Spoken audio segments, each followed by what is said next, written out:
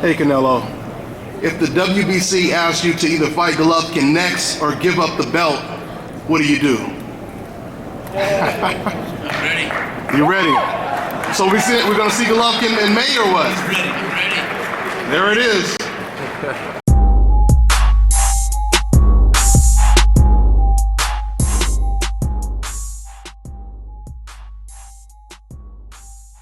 Dante's Boxing Nation, what's going on, guys? So it was just reported by ESPN's Dan Rafael that Canelo Alvarez and Team Canelo, they are already scheduled to return to HBO and fight on regular HBO, a non-pay-per-view card.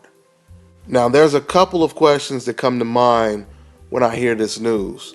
The first question is, if HBO can afford to put Canelo Alvarez on regular HBO in December, how come they didn't put Canelo versus Liam Smith on regular TV? That makes no sense to me. We all know that when you have fights like Thurman versus Porter that's on free TV, why would fans want to pay for Canelo versus Liam Smith on pay-per-view? Now, the second question is, why is HBO so quick to schedule Canelo Alvarez's next fight before he even fights Liam Smith? And I guess that second question is kind of like a rhetorical question, right? It's because perhaps HBO, they believe that Canelo Alvarez's next opponent really has no chance at all. So, I mean, this is interesting news, though. This is really interesting news because it makes you wonder who Canelo would possibly fight. If he's fighting someone like Liam Smith, who would he fight next and then fight on HBO? Because if he's fighting on regular TV, I can't really see him fighting one of the best guys at 154 or one of the best guys at 160. Now, anything is possible.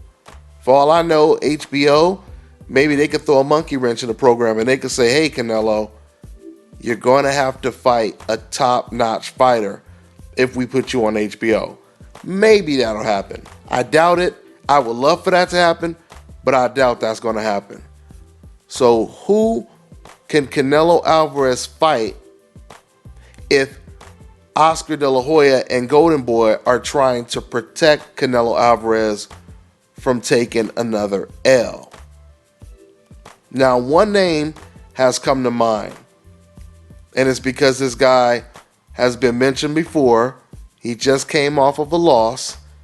He would be considered much smaller than Canelo Alvarez, so it seems like he would be just right for the picking. At least that's the Canelo or Team Canelo perception, I'm assuming.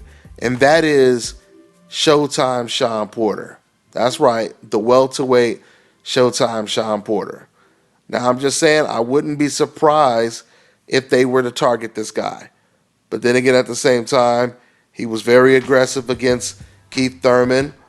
He showed a lot of durability. He doesn't have an Amir Khan type of chin. So who knows? Who knows what Canelo Alvarez is thinking right now?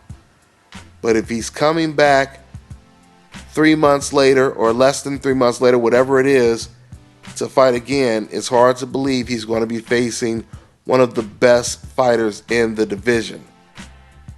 Now, there was speculation that when Canelo decided to fight Khan, that was supposed to be a tune-up. But now Canelo is facing Liam Smith next. So I guess this is another tune-up. Who does Canelo Alvarez fight after Liam Smith? Will it be another tune-up? Now you guys have to also think about this. This is why this situation is getting more and more interesting, because assuming that Canelo beats Liam Smith, he becomes the WBO Super Welterweight Champion. Now, if he holds that belt, or if he keeps that belt, then he may end up being forced to fight a top-notch fighter that is ranked by the WBO.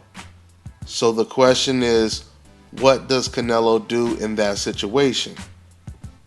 Does he give up the belt again and hand it over to the mandatory? Or will he just go ahead and fight one of those guys that he's ordered to fight?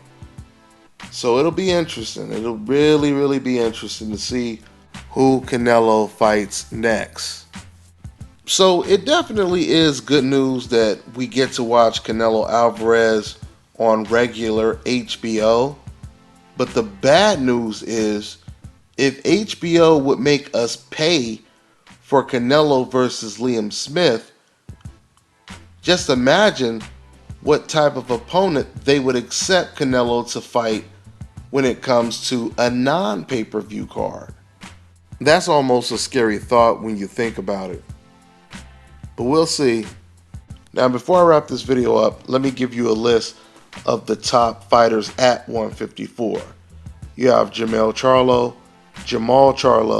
Demetrius Andrade, Vanis Monterosian, Julian Rock Williams, and Edis Landy Lara.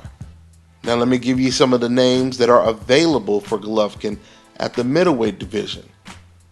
You have fighters like Danny Jacobs, BJ Saunders, and David Lemieux.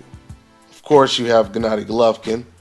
There's a couple other fighters that someone like Canelo could face. Remember, when Andre Ward moved up to light heavyweight, he took on the #1 contender, who happened to be undefeated with a Cuban amateur pedigree.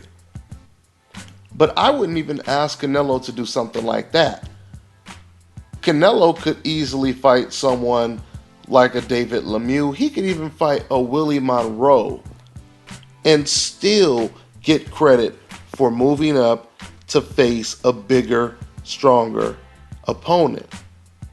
Okay? So no one's asking Canelo to do something heroic, but it would be a good look if he did do something like that, because like I said, other fighters have done that. So with all these fighters at 160 and 154, who will Canelo fight in December? Boy, it's going to be interesting to see who he picks. Canelo Alvarez, he already made serious headlines by announcing that he was going to fight Liam Smith. Let's see who he decides to fight in December. That's all I got for now, guys. I'm on to the next one.